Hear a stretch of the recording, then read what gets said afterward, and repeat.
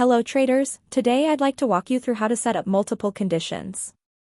We'll use RSI as our example.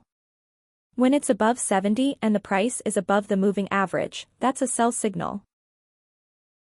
On the other hand, when it's below 30 and the price is below the moving average, that's a buy signal. First, add the RSI indicator. Set the condition and adjust the minimum to 70.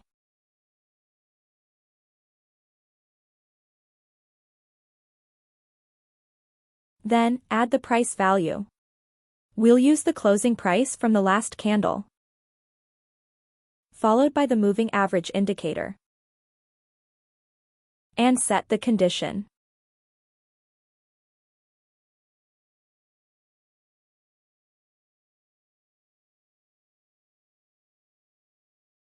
Now combine both conditions.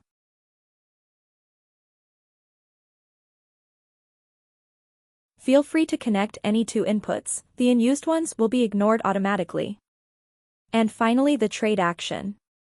When both are true, the system will trigger a sell. Simple as that. In the same way, when RSI is below 30 and the price is below the moving average, the system will trigger a buy. Let's add an RSI condition. Alternatively, we can clone an existing one. Reset the minimum to 0 and the maximum to 30.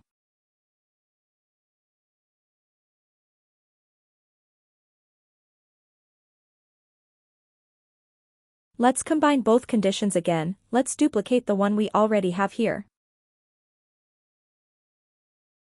Again, choose any two inputs. And finally connect it to the buy action. You can zoom in or out by scrolling up or down. That's all for now, go ahead and try it out for yourself. Thanks so much for watching.